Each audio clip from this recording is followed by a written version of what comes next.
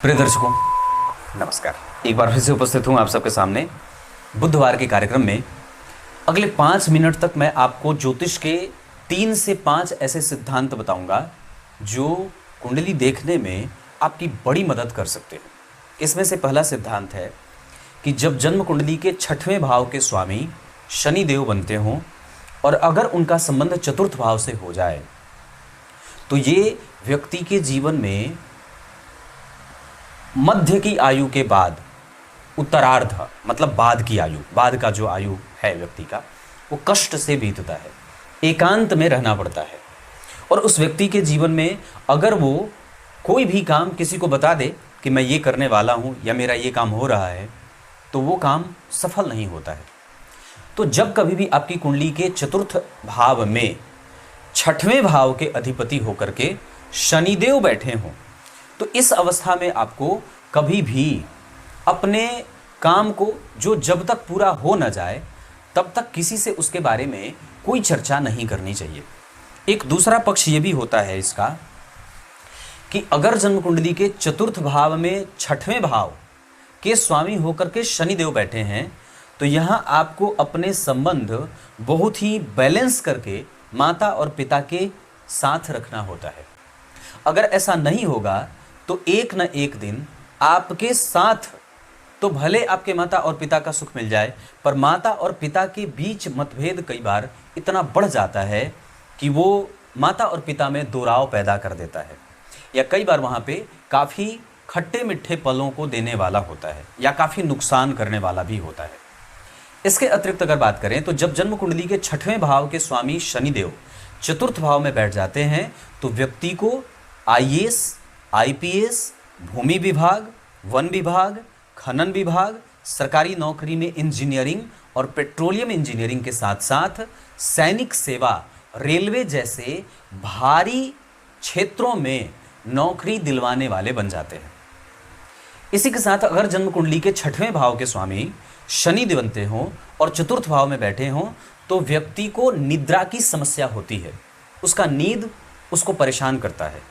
ना, उसकी नींद जो है वो उसको परेशान करती है। इतना ही नहीं, यहाँ प्रायः आपके मन को बेचैन और व्यग्र होते देखा जाता है और व्यक्ति में असंतोषी प्रवृत्ति को भी प्रायः पनपते देखा जाता है। यही शनिदेव जब आपकी कुंडली में दशा में एक्टिव होंगे तो नौकरी दिलवाने भी वाले भी हो जाते हैं। ये पिता की नौकरी में प्रमोशन देने वाले हो जाते हैं। मतभेद रहता है, पर फिर भी ये अगर जिस जातक की कुंडली के चतुर्थ भाव में शनिदेव 6वें भाव के अधिपति होकर के बैठे होते हैं, उसके जन्म के बाद पिता के नौकरी में प्रमोशन हो जाए, उस व्यक्ति का मन विचलित रहे, बेचैन रहे और सदैव असंतोषी प्रवृत्ति वाला रहे, तो ये मन की बात रही। स्वास्थ्य से संबंधित समस्या में कई बार व्यक्ति को अफरा, बीमारी, मानसिक और कई बार व्यक्ति हड्डियों के रोग से परेशान होने के साथ साथ वात जनित समस्याओं के कारण उसका हृदय मलिन या हृदय क्षेत्र परेशान रहता है। ये स्वास्थ्य की बात रही। यहाँ आपको अपने उत्तरार्ध के जीवन के लिए अच्छा खासा धन बचा लेना चाहिए, या ये कह सकते हैं क्योंकि 6वें भाव के स्वामी होकर के चतुर्थ भाव में शनिदेव बैठ करके आपके लग्न को 10वीं दृष्टि से देख रहे होते हैं, तीसरी दृष्टि से 6वें भाव को वापस देख रहे होते हैं और 7वीं दृष्टि से जन्म कुंडली के दशम स्थान को देख रहे होते हैं। ये अवस्था व्यक्ति को जब तक व्यक्ति जीवित रहता है, मृत्यु के काल तक उसकी इच्छा की पूर्ति प्रायः नहीं हुई रहती है। असंतोषी प्रवृत्ति शायद इसीलिए ग्रंथकार ने कहा है। यहाँ ये भी बात है कि व्यक्ति मृत्यु शैया पे लेटा रहेगा और फिर भी अगर आप उसे पूछेंगे कि क्या चाहिए, तो वो शायद अपनी इच्छा जाहिर कर दे कि मेरी ये इच्छा बाकी है, या ये कह सकते हैं कि मृत्यु पर्यंत व्यक्ति कुछ न कुछ धन कमाने के लिए अपने दिमाग में तिकड़म भिड़ाता रहता है।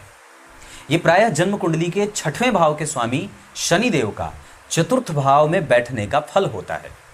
मैंने नौकरी पे चर्चा की, व्यवसाय पे चर्चा की, इस क्षेत्र से संबंधित आप व्यवसाय कर सकते हैं, स्वभाव के बारे में बताया, आयु के बारे में बताया, माता पिता के संबंध के बारे में बताया, किस क्षेत्र में नौकरी मिलेगी ये बताया, और आपको कहाँ काम करना है, प्राणायाम और नींद अच्छी लेनी है, और अपने बाद की आयु के लिए बहुत ज़्यादा कष्ट नहीं लेना है, एकांत रहना होता है और व्यक्ति को कई बार आइसोलेट होना भी पड़ता है। इसके साथ साथ अगर आपकी कुंडली के धन भाव के स्वामी अगर लाभ भाव के स्वामी के साथ या भाग्य भाव के स्वामी के साथ दशम स्थान में बैठ जाते हों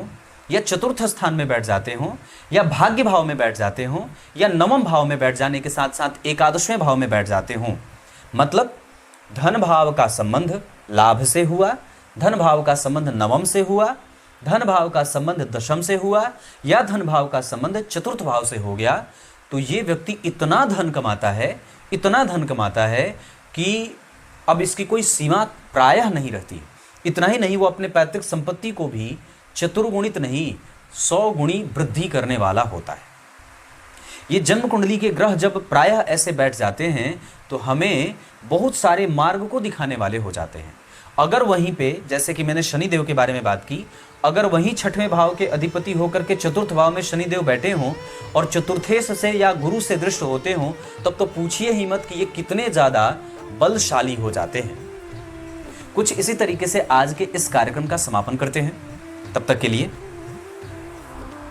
बहुत बहुत नमस्कार।